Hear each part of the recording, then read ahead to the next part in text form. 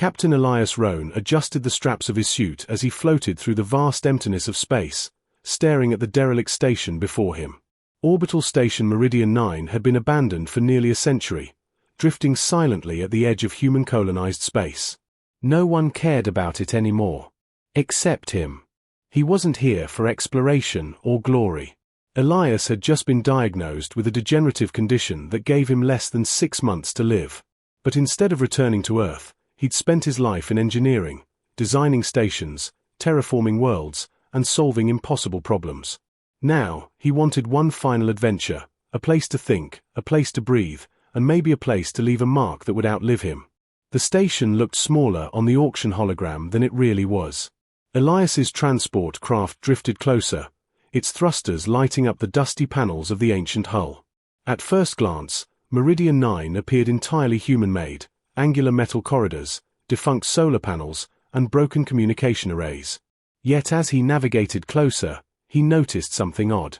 Sections of the station were curved and smooth, almost organic. It looked alive, as if it had grown in the void. His heart raced. Docking was tricky. The main airlock had been rusted shut in places. Elias used his knowledge of old human engineering to rig temporary stabilizers. Sparks flew, echoing in the silence of the vacuum. After what felt like hours, the massive door groaned open, revealing a corridor lit by flickering emergency lights. He stepped inside cautiously, boots clanging against metal, and checked the atmosphere. Surprisingly, the station still had oxygen and low gravity. Not bad for a 100-year-old ghost, he muttered to himself. His voice echoed back, a hollow reminder of how empty this place really was. Meridian 9 was labyrinthine. Hallways branched in strange angles, and doors seemed to appear and disappear depending on the angle he approached them. Some rooms had clearly been designed for humans, control panels, sleeping quarters, hydroponic bays, but others were alien. Rooms with ceilings stretching impossibly high, walls engraved with symbols that seemed to shift when he blinked, and machinery that hummed faintly, as if powered by some unknown energy. By the time he reached the observation deck, the distant stars were dazzling. Elias sank into a worn chair and gazed at the void. The silence was perfect. This was exactly what he had wanted. Peace. No doctors, no pitying looks, no expectations. Just him, and the stars. But that peace didn't last long. On the second night, as he slept in the observation deck, a soft glow appeared along one of the alien corridors. Elias woke, heart pounding. He could feel it before he saw it, a subtle vibration in the metal floors, a rhythm like a heartbeat. He grabbed a flashlight and floated down the hall, expecting maybe a malfunctioning system. Instead, he found a message etched directly into the floor, glowing faintly. The symbols weren't human. When his portable translator hummed and blinked, it finally displayed a single phrase, "Intruder. Depart immediately." Elias froze. Alone, or so he thought. "I bought this place legally," he whispered to the empty hallway, trying to steady his voice. "I have documents." 4 hours. Nothing happened. He returned to the observation deck, his nerves frayed. Every noise, every flicker of light, set his pulse racing. By dawn, the station seemed to have shifted again. A corridor he had mapped perfectly the day before now bent in ways that defied his memory. The lights that had been dead yesterday flickered on today. Something, or someone, was waking Meridian 9. Elias spent the next day exploring cautiously, touching panels, checking for systems that might still work. His engineering instincts kicked in. Broken doors he had assumed were useless suddenly had hidden mechanisms. Rusted pipes could be repurposed. Even the alien technology, while beyond his full understanding, could be observed and partially manipulated. He realized, human ingenuity could bend even the alien designs, if approached carefully. As night fell, a distant shadow crossed the observation window. Not debris, not a reflection, something moving out there in space. Elias's stomach sank. He wasn't sure if he wanted to meet whoever, or whatever, was coming. And yet, part of him thrilled at the thought. After all, he had chosen this life, this adventure, at the very edge of the mapped galaxy. Alone, yes, but alive in a way he hadn't been for years. His last act wouldn't be lying in a hospital bed. It would be discovering, surviving, and maybe, just maybe, making a connection that no human had ever dreamed possible. The stars twinkled endlessly beyond the glass, and the station hummed faintly beneath him, as though acknowledging his presence. Elias knew, deep down, this was only the beginning. Something was coming. Something that would change everything. Elias floated near the observation deck, gripping the railing as the shadow he had seen outside grew larger. His scanner flickered erratically, unable to identify the approaching vessel. Whatever it was, it wasn't human.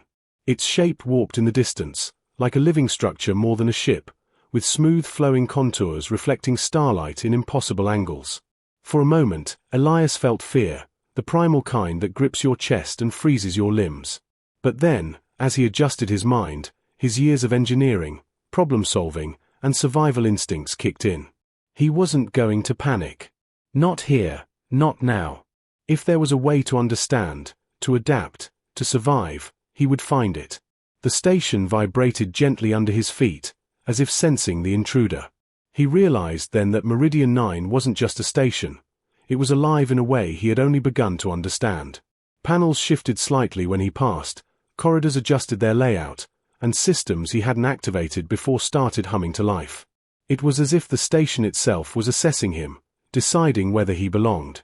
Elias activated his communicator, sending a signal in all human frequencies. Nothing. Only static replied. The alien ship continued to approach, silent but imposing, filling the viewport with its alien elegance. Then, a pulse of energy shot from the vessel toward Meridian 9. It wasn't destructive. It was a scan, measuring, probing, and analyzing. Elias ducked behind a console as the energy washed over the corridor. His heart raced, but his mind worked faster. If the alien could scan the station, maybe he could scan it too. He tapped into Meridian 9's core systems, directing power to the station sensors. Slowly, data appeared on the flickering holographic display. The ship was immense, organic in design, and intelligent. It wasn't warlike yet, but it was aware of him. The voice came next. Not through the communicator, not in any language Elias knew, but as vibrations in the metal walls. A sound that felt like music and thought combined. His translator, struggling to interpret alien linguistics, finally rendered the words, "Intruder, you are in my home." Elias swallowed hard. I legally bought this station," he said aloud, his voice shaking but firm. "I mean no harm." The alien ship pulsed again, closer now, docking modules extending toward Meridian 9 with soft clicks. Elias's heart pounded. This wasn't just a visitor, it was the owner, returning after a long absence. And he, a human with only months to live, had stumbled into their domain. He moved toward the docking bay slowly, scanning for anything that could be weaponized. There was no time to panic. Every corridor, every panel, every tool he had ever used was part of him now. He could adapt, improvise, survive. The airlock opened with a hiss, and a figure emerged. Elias froze. It was unlike anything human, tall, flowing, and crystalline, its body refracting light into colors he couldn't name. It moved not with steps, but with a fluid grace, its form bending slightly as it glided through the docking bay. Two luminous eyes, like stars captured in crystal, focused on him. "You are small," it said. The voice was melodic, yet edged with curiosity rather than anger. "And you are dying." Elias's mind raced. How could it know? I wanted a place to die in peace," he said carefully. "I didn't expect to meet anyone. Let alone you." The being's colors shifted slowly, cycling through shades that made Elias's head spin. "You purchased my home," it said finally. "You came here, knowing little of its nature. Why?" Elias hesitated, then found the truth in his chest. Because I wanted to see the stars. To feel alive one last time.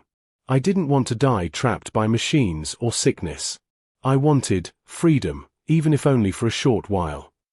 The alien studied him, tilting its head. "Your species fights for moments that fade like sparks. Yet you cherish them fiercely. Interesting." Elias realized he was holding his breath. The tension, the uncertainty, The fear, it all melted into a strange calm. Here he was, standing before a being older than most human civilizations, yet they seemed genuinely curious about him. His ingenuity, his courage, and his humanity were on full display, not as a threat, but as proof of life's stubbornness. The alien extended a glowing appendage toward a damaged console. Elias watched as the alien's touch repaired it instantly, panels aligning, energy system stabilizing. Then it paused, regarding him. "You mend slowly. Carefully. Why?" "Because I need to understand," Elias said. "If I just follow instructions, I learn nothing. I want to know why it works. How it works. That's what makes me human." The being considered him, eyes flickering. Human ingenuity, fragile, brief, yet resilient. "Perhaps, you may stay. For now." Elias felt a thrill he hadn't felt in decades. Relief, awe, and a strange pride swelled in him. He had faced the unknown and survived, through wit, skill, and heart. The station, alive as it was, had accepted him. As night fell, Meridian 9's corridors shifted once more. Lights pulsed softly, machinery hummed with life, and the alien being projected memories of the station's past. Civilizations that had lived here, battles fought, and journeys through the stars that spanned millennia. Elias watched, enraptured, as human ingenuity met alien legacy, a bridge across time, species, and understanding. Then alarms blared. 3 ships appeared on the scanners. Not human. Likely scavengers, drawn by the station's power. Elias felt a rush of adrenaline.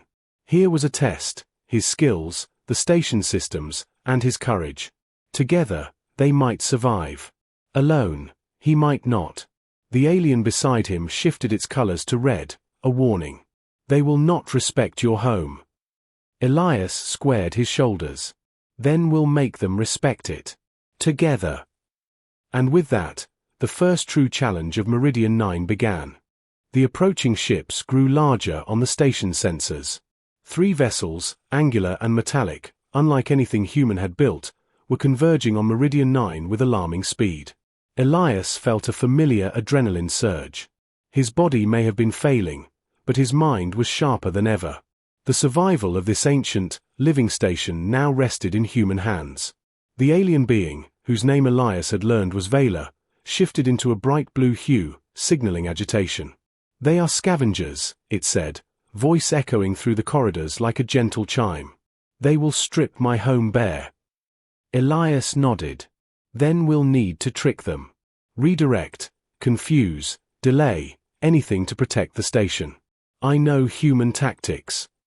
Vela's eyes, burning stars in crystalline form, focused on him. "You wish to defend a home that is not yours, though you are small and fragile. Why?" "Because this station is alive now," Elias said.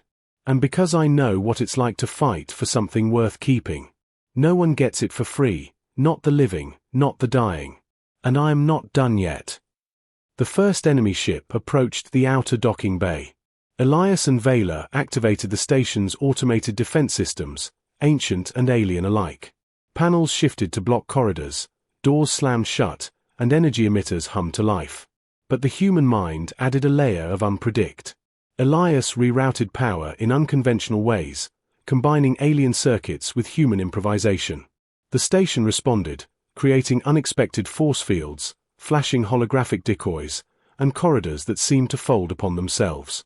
When the first ship tried to dock, it found itself trapped in a false corridor that led nowhere, its sensors fooled by Meridian 9's living architecture.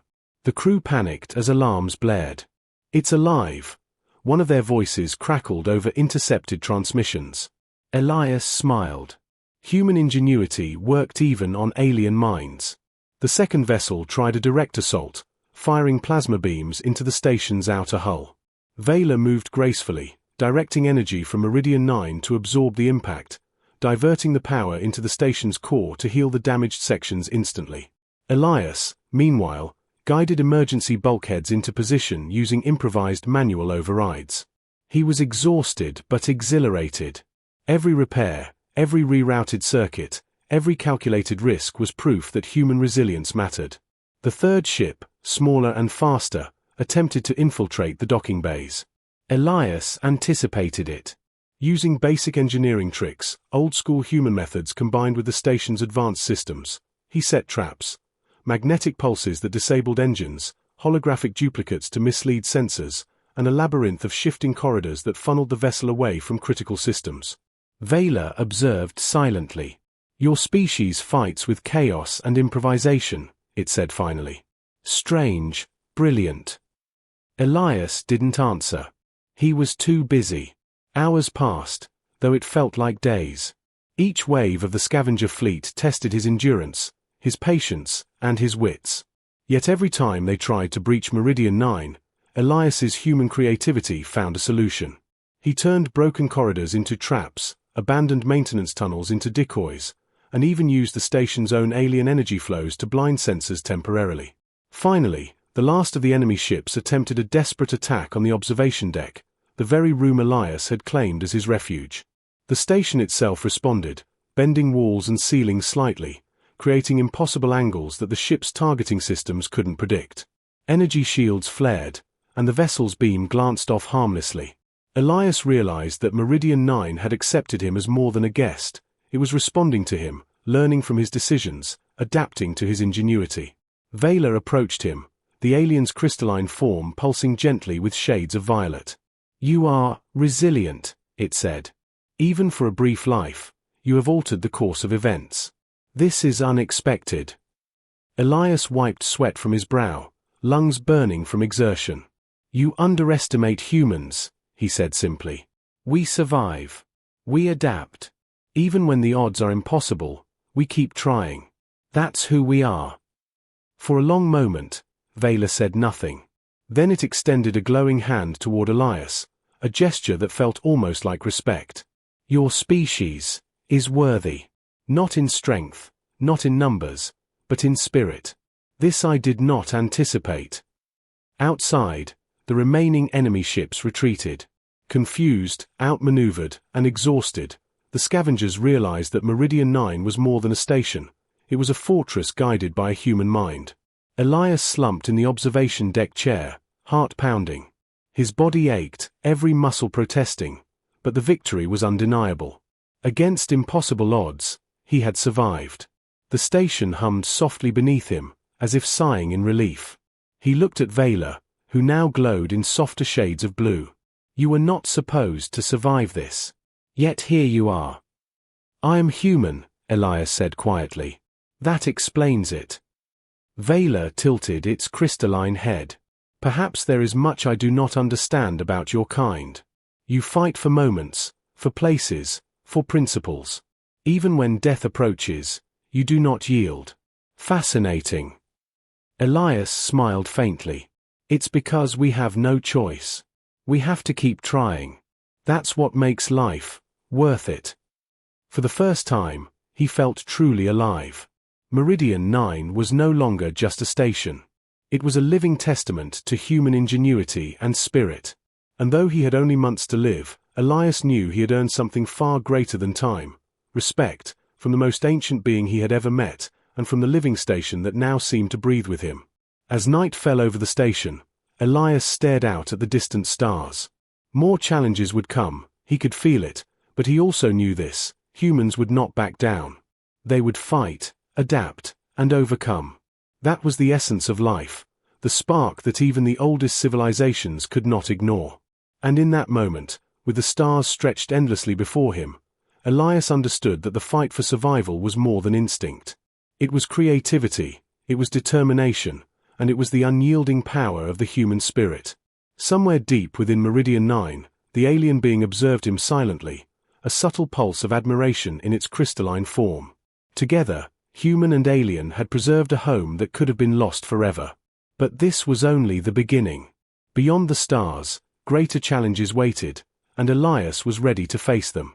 Elias woke to an eerie hum that resonated through Meridian 9's corridors. It wasn't a system alert, nor the faint vibrations of the station itself. It was something else, larger, far more deliberate. Vela's crystalline form pulsed violently, colors flashing from deep red to near black. "They are coming," Vela said, its voice trembling like distant chimes in a storm. A fleet. Not scavengers. Predators. They sensed the station's return. Elias's stomach tightened. The previous attack had tested him, but this was a war waiting to happen. Yet, even as fear clawed at his chest, his mind raced with possibilities. He had survived impossible odds before. He could do it again. In the command deck, Elias pored over Meridian 9 schematics. The station was massive, kilometers long, a labyrinth of alien and human-built systems. Vela assisted, projecting star maps and energy flows with precision that far exceeded human comprehension. Yet Elias brought something unique: unpredictability. While the alien considered only efficiency, Elias thought like a human, laterally, creatively, dangerously. "We can't just fight them head-on," he said. "We need to make them believe the station is more than it is, and more than they expect." Vela's eyes, shining like twin galaxies, focused on him. "Explain." Elias grinned, though his hands shook. "Illusions. Traps. Improvisation. The human mind thrives in chaos.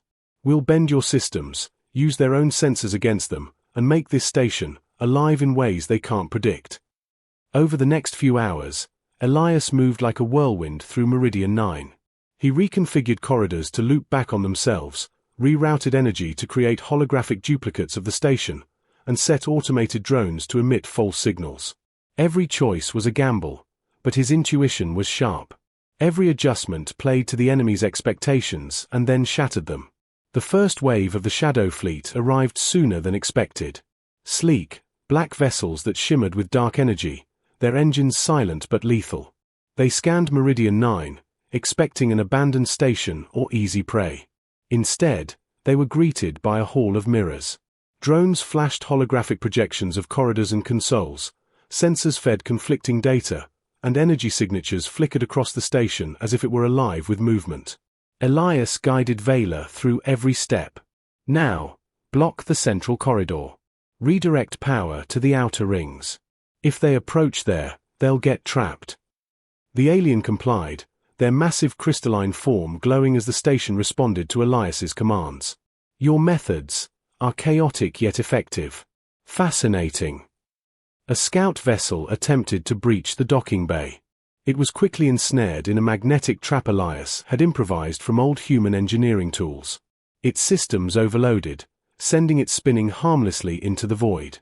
Another ship attempted a more direct assault, only to find corridors folding and twisting, leading it away from vital systems and into energy fields designed to stun rather than destroy. Elias felt alive in a way he hadn't for years. Every problem, every calculation, every improvisation reminded him why humans survived against impossible odds. They didn't have overwhelming strength, or eternal lifespans, or advanced alien technology, but they had creativity, determination, and unpredictability. Hours passed in tense bursts. The Shadow Fleet adapted, but Elias adapted faster. He began to understand the rhythm of the alien ships, predicting maneuvers and countering them with his own brand of ingenuity. Vela, for the first time in millennia, observed humanity not with curiosity alone, but with admiration. Finally, a pause. The enemy fleet, frustrated and confused, hesitated in orbit. Meridian 9 shimmered across the void, alive with energy, corridors shifting, lights flickering unpredictably. It was no longer just a station. It was a fortress that seemed to think, to anticipate, and to learn. Vela's eyes softened. "You have changed this place. Not through power, not through longevity, but through thought and courage." Elias wiped sweat from his brow, exhaustion and exhilaration coursing through him. "It's what humans do. We fight with what we have, not what we wish we had." The alien tilted its crystalline head. "Perhaps we could learn from you. Perhaps there is more to life than endurance, than time measured in millennia. You cherish moments. You craft solutions. You adapt. That is remarkable." Outside, the Shadow Fleet finally retreated, leaving Meridian 9 intact, if battered. Elias floated to the observation deck, staring at the stars. His body ached. His energy was near its limit. But in those moments, he realized something profound. Survival wasn't just about staying alive. It was about using every ounce of creativity, courage, and intellect to leave a mark, even when death seemed certain. Meridian 9 hummed beneath him, alive and responsive, a testament to human ingenuity. Vela stood nearby, silently watching, perhaps reconsidering everything it thought it knew about humans. Elias finally allowed himself to smile. For all his fears, all his limitations, he had survived. Not just survived, he had shaped events in a way no human had ever done before, commanding respect from an alien intelligence older than any human civilization. But deep down, he knew this was only the beginning. Beyond the stars, threats waited. Civilizations older, smarter, and more relentless than the Shadow Fleet. Challenges that would test the very limits of human ingenuity. Elias closed his eyes for a brief moment. He had no choice but to keep fighting, to keep thinking, to keep creating. Humanity had survived for thousands of years by doing exactly that. And now, at the edge of the galaxy, in a station that breathed and watched, Elias Roan would prove it again. Elias floated in the observation deck, eyes locked on the swirling cosmos outside Meridian 9. The Shadow Fleet had retreated, for now, but he knew it would not be the last challenge. Space was vast, and predators were patient. Yet he felt no fear, only a surge of purpose. Vela, the ancient crystalline being, moved beside him, colors pulsing in soft, contemplative blues. "You fight with courage I have not seen in eons," it said. "Your species adapts even when the odds are unimaginable." Elias allowed himself a small smile. It's what humans do. We survive because we try. Even when failure seems inevitable, we find a way. The calm did not last. Sensors flared. A massive wave of energy approached from a distant system, far beyond the Shadow Fleet. This was not a single ship or a small fleet, it was a procession of ancient war vessels, each older than any human starship, each armed with devastating energy weapons. They were drawn by Meridian 9's reactivation. Someone, or something, was claiming its presence across the void. Vela's form shifted violently, red flashing across crystalline surfaces. They are seeking me. This station. All that remains of my kind. If they breach Meridian 9. Elias floated to the central console. We don't have to wait to be destroyed. We fight smart, not brute. We set traps, we use the station itself, and we make every advantage count. 4 hours, they worked. Elias rerouted power, connected alien energy conduits with human improvisation, and created decoy corridors that seemed to stretch for kilometers. Vela lent its ancient knowledge, projecting holographic images of the fleet's probable strategies and predicting their movements. Yet it was Elias who suggested the final gambit, using Meridian 9 itself as a living weapon. "We turn the station into a storm," he said, voice steady despite exhaustion. "They won't expect it. They think it's passive. But we'll make it impossible to board, impossible to target, and we'll force them to retreat, or destroy themselves." Vela's crystalline form shimmered with hesitant admiration. "You would gamble, your life, your species, for a concept." "Not gamble," Elias said. "Create. Human ingenuity is our last spark. We survive not because we are strongest, but because we think, adapt, and refuse to surrender." When the enemy arrived, the plan sprang to life. Meridian 9's corridors shifted, trapping scouting ships in loops. Energy fields pulsed, redirecting fire away from critical systems. Holographic duplicates scattered sensors. Drones harassed hulls, forcing miscalculations. The massive alien warships had never encountered such unpredictability. Every attack they launched faltered against human creativity amplified by Vela's station. Hours blurred as the battle raged, Elias's body straining, his energy fading. Yet he persisted, every decision precise, every improvisation a testament to the human spirit. Vela moved beside him, following his instincts and marveling at his ingenuity. Together, human and alien orchestrated a defense unlike anything the galaxy had ever seen. Finally, the enemy fleet, battered, confused, and demoralized, retreated. Meridian 9 floated silently, alive and intact, its systems humming in relief. Elias sank into the observation deck chair, body trembling from exhaustion but mind exhilarated. They had survived. Against impossible odds, they had prevailed. Vela regarded him with quiet awe. Your species, you have a spark no machine, no fleet, no lifespan can diminish. You fight, you adapt, you endure, and you create. Remarkable. Elias allowed himself to laugh softly, fatigue and triumph mingling. It's what we do. Always. Even when we are dying, even when the odds are impossible, we fight. We survive because we refuse to surrender. That's humanity. For the first time, Vela's form softened completely, colors cycling in gentle, warm hues. Perhaps I have underestimated your kind, it admitted. You are more than survival.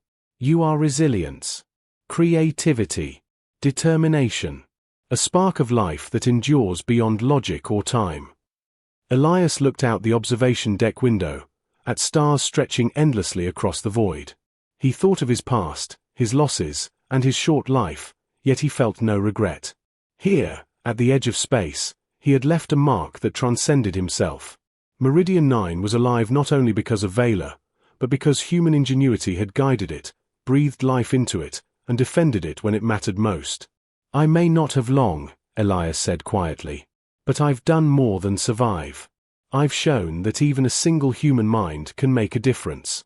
That's enough. Vela extended a glowing hand, touching Elias's shoulder lightly. Your legacy will endure. Not only in this station, but in how it responds, how it remembers, how it survives. Your species is extraordinary. The stars outside shimmered like distant promises. Meridian 9 floated peacefully, alive, protected, and aware. Elias had faced death, alien adversaries, and the unknown.